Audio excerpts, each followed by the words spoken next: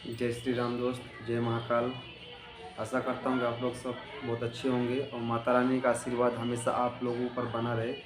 मेरे नए ब्लॉग में आप लोग का स्वागत, अभिनंदन है।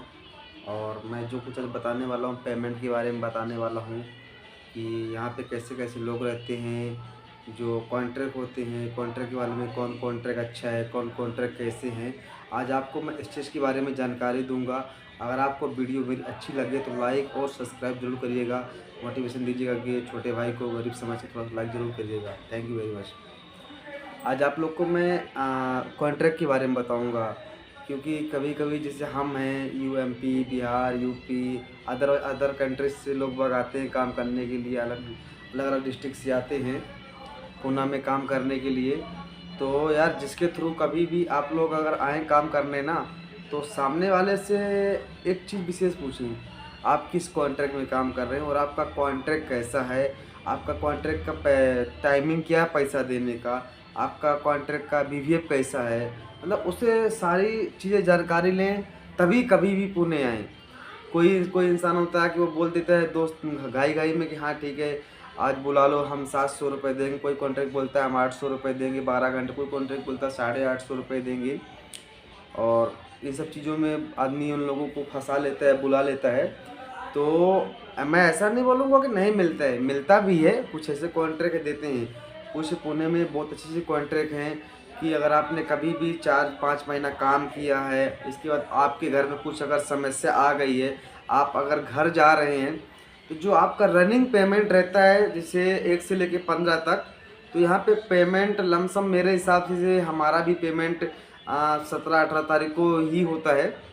और मानिए कि जो बहुत वीआईपी कंपनी है, जो बहुत बड़ी कंपनी है, जिनका पेमेंट 8 से 9-10 तारीख होता है, जो छोटे मोटे प्लांट हैं, छोटे मोटे प्लांट के सर लोग हैं, तो उनका पेमेंट एक्चुअल पे 10 से 15 तारीख, 16-17 भी होता है। समझिए लास्ट पेमेंट 20 तारीख तक।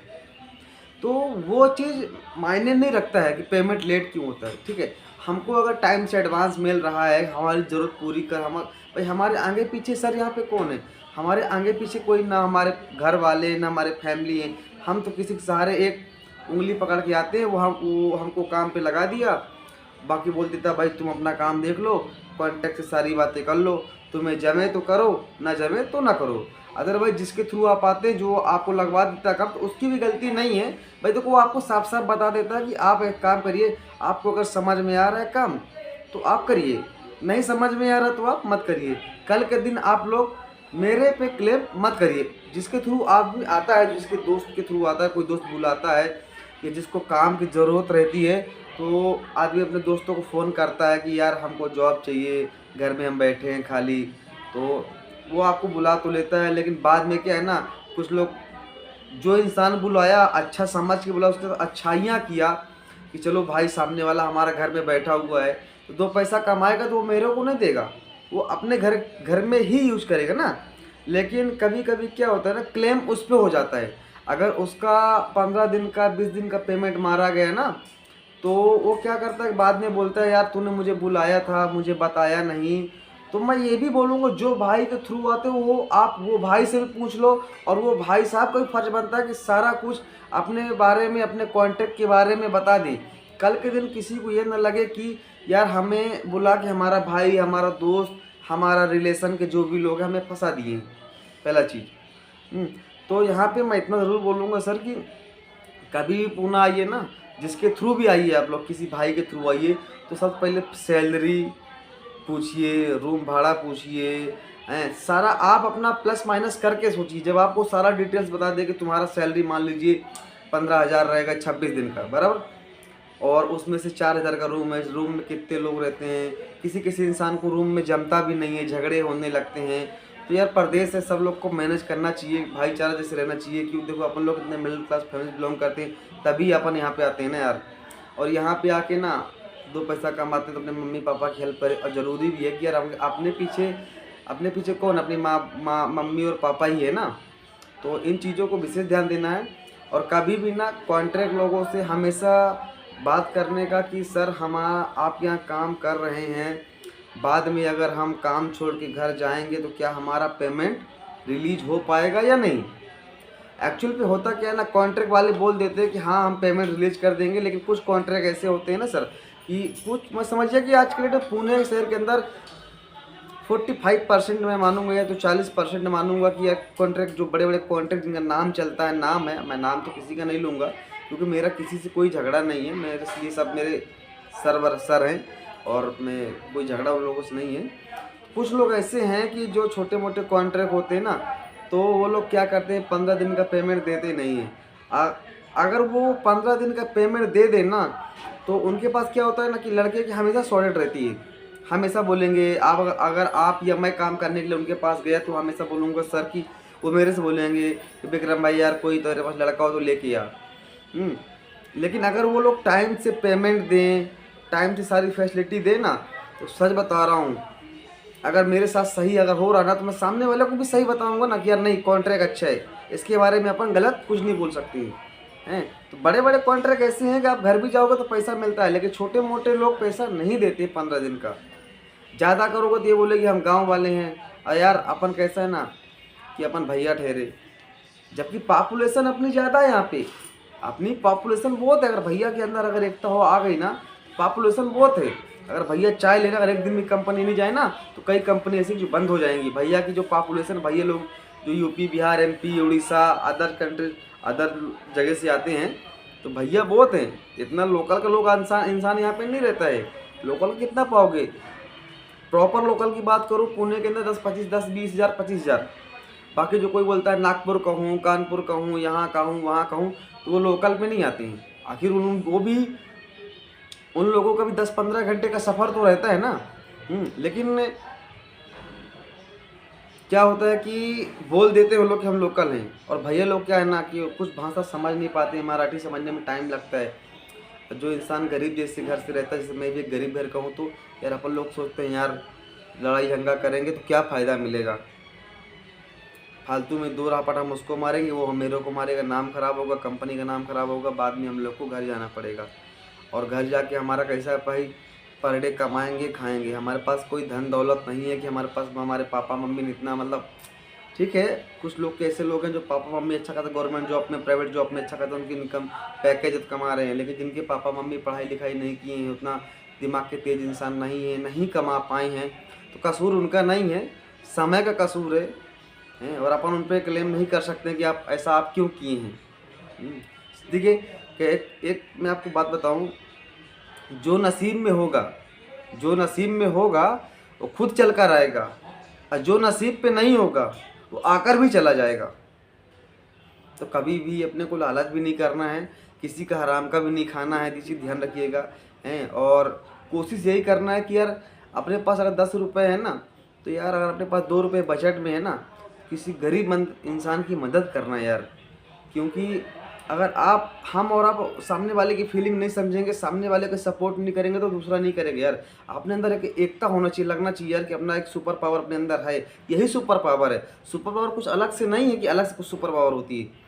सुपर पावर यही है कि यार कि सामने वाले की मजबूरी क्या, उस पर खड़े होना, साथ देना, साथ चलना, या मेरी कुछ पर्सनल मजबूरी है, मैंने आप लोग को शेयर किया यार भैया मेरी कुछ चीज़ की हेल्प करो, तो एक अपनों क्या ना, अगर आप दो ना दो, अगर आप एक बार ये मन से बोल दो ना कि हाँ विक्रम भाई मैं आपके साथ हूँ, तो अपने को लगता है यार कि चलो अपने अंदर हौसला बढ़ गया, अपने ताकत आ गई, हौसला बढ़ चुका है।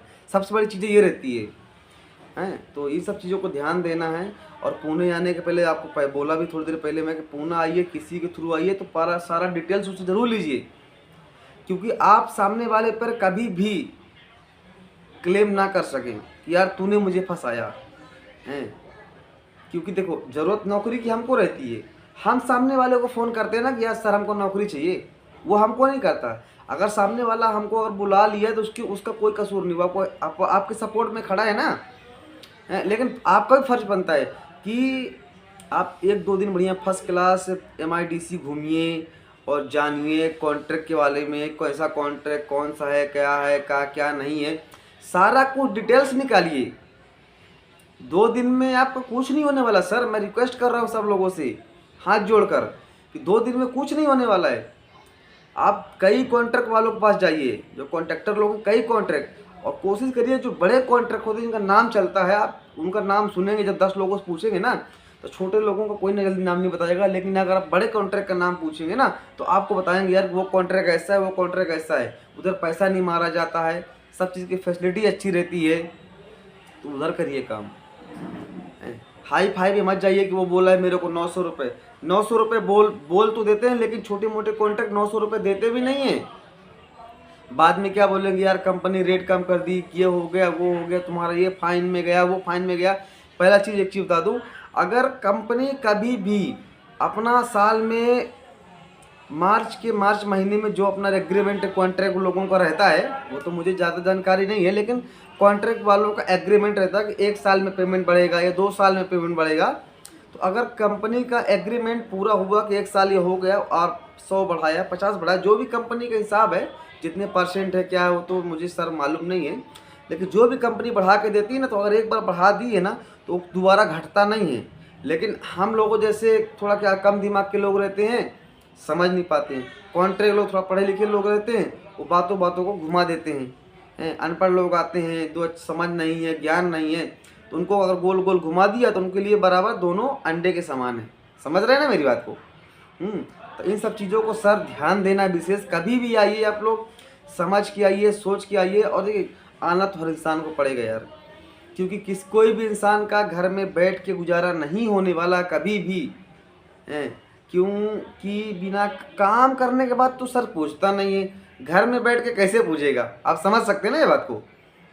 मैं काम करता हूँ और मेरी वाइफ भी काम करती है, मेरे पापा भी काम करते हैं, फिर भी पैसे की शॉर्टेज रहती है, क्योंकि पैसा एक ऐसा चीज़ है ना, वास्तव में उसके पाँव होते हैं, लोगों को पता नहीं चलता कि उसके पाँव हैं कहाँ। पर पैसे पेमेंट ना आने के पहले एक लिस्ट बन जाता है कि यार इसको इतना देना, इसको देना, इसको देना। बाद में अपन देखते हैं प्लस माइनस करके अपने पास 100-200 रुपये ही लास्ट में बचता है ना। तो पैसे की कीमत समझें। अगर 100 रुपये कमा रहे हैं तो कोशिश यही करें कि हम 30 रुपये सेविंग करें, जो हमारे आउट ऑफ अकाउंट हो, मतलब जिसको हम समझ नहीं सके कि हमारा अकाउंट है। एक अकाउंट ऐसा बनाना है, जैसे अपने पास 3 अकाउंट है ना, एक अकाउंट को आपको भूल जाना है, 2 अकाउंट यूज करना है। उसमें अगर 100 रुपये आया है तो 70 रुपये छोड़ के 30 रुपये उसमें डाल देना है। उसको बहुत मजबूरी जब आपके पास आ जाए, आपको लगे कि मैं अभी हर जगह से हार मान चुका हूँ, मुझे कहीं से भी नहीं मिल सकता है, तभी आप उस अकाउंट को यूज करिए। क्योंकि यार पैसा अगर है तो दुनिया की सारी ताकत है। पैसा नहीं है मेरे दोस्त, भाई, बाप, माँ, समाज, परिवार सब आपको छोड़ देंगे। अगर आपके पास पैसा है ना तो आपकी रिस्पेक्ट, आपकी इज्जत, आपको बहुत बड़ा सम्मान मिलने लगेगा। आपको एक छोटी सी बात बताता हूँ मैं, जात का क्यों ना पंडित हो, एक जात का झाड़ू मारने वाला जो बाथरूम साफ करने वाला रहता है ना, अगर वो कलेक्टर बन गया है ना, पंडित के घर अगर चाय पीने गया है ना, तो पंडित उससे ये नहीं बोल सकता है कि तुम गिलास दो, क्योंकि उसकी इमेज अलग है, पावर है, धन है। समझ रहे ना? पंडित स्वयं धोएगा या किसी को बुला के बाद में धोवाए, पर उससे नहीं बोलेगा कि तुम यार झाड़ू मारने वाला, तुम्हारा कास्ट है, तुम्हारा जाति है, तुम जो है अपना गिलास धो के जाओ। अगर वो कलेक्टर की पद में है या डॉक्टर की पद में, अच्छे पोस्ट में है, इंजीनियर है, कोई भी किसी काम से घर अगर पंडित ने बुलाया है तो उसका फर्जी बनता है। चाय नाश्ता तो अपने यहाँ तो एकदम जाते ही आदमी को चाय नाश्ता से सम्मानित किया जाता है। तो अगर अच्छा पोस्ट में है तो उसको कोई नहीं बोलेगा कि तुम गिलास अपना धो या कुछ तुम नीचे कास्टी को, क्योंकि उसके पास सुपर पावर है यार, जाति मायने नहीं रखता है। तो पैसा हमेशा सेविंग करें। और पैसा अगर आप नहीं कमाएंगे ना, जो लोग बोलते हैं ना कि माँ बाप साथ देते हैं, अगर आप पैसा नहीं कमाओगे ना सर, तो माँ बाप भी बदल जाते हैं लास्ट में थोड़ा बहुत, क्योंकि वो बदलते नहीं हैं, वो हमको छोड़ देते हैं कि ये करता क्या है। वो हमको ऐसा नहीं कि भूल जाते हैं हमेशा के लिए, हमको भूल जाते हैं तुम हमारा बेटा नहीं, ये नहीं, वो नहीं, ऐसा नहीं सर। वो हमको आजमाते हैं कि हम इसको 2-4 महीना अपने दूर रखते हैं तो ये क्या कर पाता, क्या अपने पाँव में खड़ा हो पाएगा, क्या अपने पाँव में नहीं खड़ा हो पाएगा। एक हमको वो सीख देते हैं।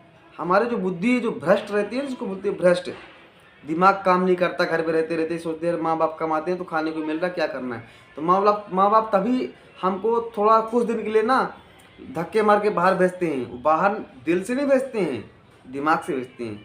उनको भी दर्द होता है यार कि जब किसी का बेटा किसी के माँ बाप का अकेला बेटा है, घर से बाहर जाता है तो उनको बहुत दुख होता है। पर उसके सामने वो लोग ऐसा नौटंकी करते हैं। क्यों करते हैं? कि अगर तुम एक बार पाँव में खड़े हो गए ना, तो ज़िंदगी भर तुम पछताओगे नहीं, सफलता के साधन में रहोगे। तो सर मेरा आप ही लोगों से ये रिक्वेस्ट है कि कोई सा भी काम करिए, हज़ार बार सोचिए और संभल के करिए। इन सब चीज़ों को ध्यान दीजिए। कहीं भी जाइए, ट्रैवल्स करिए या कहीं भी गाड़ी बीड़ी भी चला रहे हैं, थोड़ा आराम से चलाइए, समझदारी से चलाइए। क्योंकि आपने आगे पीछे ये मत समझिए कि हमारे आगे पीछे कोई नहीं है, हमारी भी शादी नहीं हुआ, बीवी नहीं है। बीवी बस से नहीं होता है, आपके आगे पीछे आपके माँ बाप हैं। और मेरा रिक्वेस्ट है आप लोगों से कि इन सब चीज़ों को ध्यान दीजिए प्लीज़। रिक्वेस्ट मी भाई की तरफ से। और थैंक यू। अगर आप लोग को मेरा ब्लॉग अच्छा लगे तो लाइक, सब्सक्राइब और मोटिवेशन ज़रूर दीजिएगा। Thank you very much.